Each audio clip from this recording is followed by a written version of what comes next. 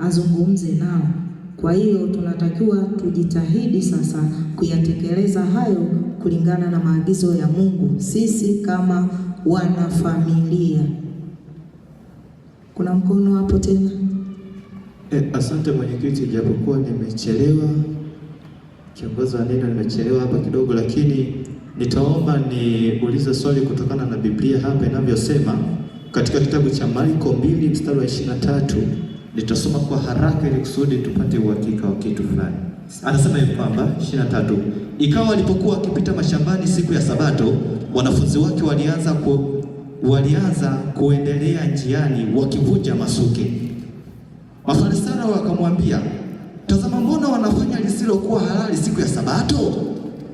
Akawaambia, hamkusoma popote alivyofanya Daudi alipokuwa ana haja na kuona njaa, yeye na wenziwe, jinsi alivyoingia katika nyumba ya Mungu na zamani za kuhani mkuu Abiathari, akaila mikate ile ya uonyesho ambayo si halali kuliwa ila makuhani, akawapa na wenziwe? Akawaambia, Sabato ilifanyika kwa ajili ya mwanadamu, si mwanadamu kwa ajili ya Sabato. Basi mwana wa Adamu ndiye Bwana wa nani? Wa Sabato pia. Sasa swali linakuja, je, katika siku ya Sabato kuna fursa ya aina yoyote ya kuandaa maandalio ya Sabato katika siku hiyo hiyo ya Sabato? Kwa sababu hapa tunaona kama vile kuna chance kubwa. Je, vitabu vya roho ya unabii vinatoa fursa ya aina yoyote kwa kupitia nabii wake Ellen G. White?